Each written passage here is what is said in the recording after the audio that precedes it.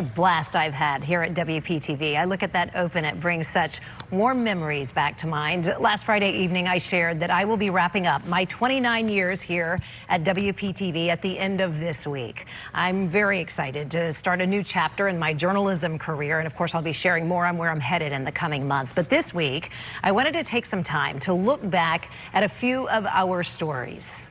These are your stories that I have had the privilege of covering over these years. Chief Investigative Reporter Jamie Ostroff joining me here in studio tonight. You and I have had a lot of conversations around the water cooler and the coffee pot in the last couple of weeks. I'm so tickled and pleased that you're tackling some topics that we've really been dedicated here at WPTV for covering for decades. That's Medicare fraud is just one of those that you are tackling right now. Yes, it's a big problem. It's ongoing. It seems just kind of as soon as the feds catch one, another pops up. Right. Allegations of Medicare fraud, improper payments, all issues, like we said, continuing across South Florida. And I myself have spent a lot of time digging through our history and exposing this issue right here at WPTV, listening to you, our viewers. Shannon, you fought a lot on their behalf over these issues costing billions of dollars to people across the country every year. It was a WPTV investigation. They keep billing me for things that I don't have. A town hall. And, well, let me tell you something, and I'm going to show you. I have cancer again. And I'm in chemo. And they don't care. It's wrong. It's totally wrong. Story after story. Senior after senior. That was the shocker. Shannon Cake and photojournalist Jim Sitton and producer Israel Perez uncovered 150 seniors who'd had their Medicare identification numbers and their benefits stolen. How many of you have had your Medicare number billed for things that you never received?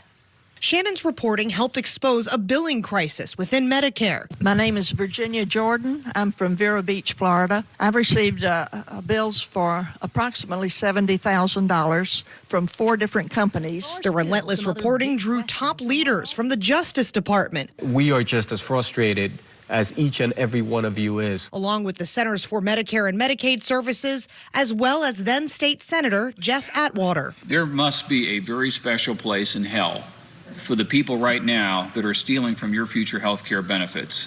So where are these companies causing all of these problems? We found some of them in strip mall after strip mall on the streets of Miami, some of them in Orlando. The doors always locked, and none of the company owners returned our calls. Shannon and the investigative team found the issue so widespread that law enforcement was struggling to keep up. They are so overwhelmed, he says, since Florida in the last year. He says that we just don't have enough people.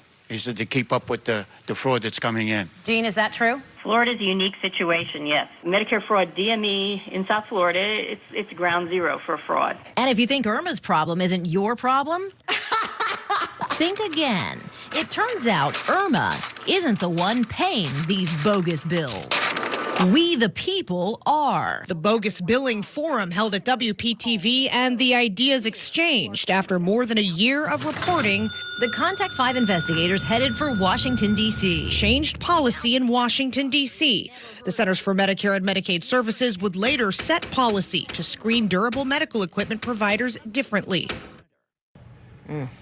And of course, this also set off a string of raids and arrests tied to the issue of Medicare fraud. And like so many issues, though this one still evolving, we continue to hear from you, our viewers, as you demand answers over improper billing and payments that are being made as recently as a few weeks ago. I'm still hearing from folks. I know you are. We were sitting in an editorial meeting and Jamie started pitching this and I said, oh my goodness, this is still happening to this day. And they get more sophisticated. To your point, you find one and they shut down and they, set up shop someplace else. It's very difficult to track them. I commend you. You are an outstanding reporter. I'm so excited to see what you do with this topic, and I know you'll keep shining a light. Thank you, Shannon. And I know you set the stage, as I've said to you personally and our colleagues here. Shannon's one of the first investigative reporters whose work I got to watch as I was a college student, learning where I wanted to be in this industry, and to be standing here next to you right now, it's such a privilege. The privilege is all mine. Thanks, Jamie. I'm going to miss you too, friend. I'm not going far. I'll be close.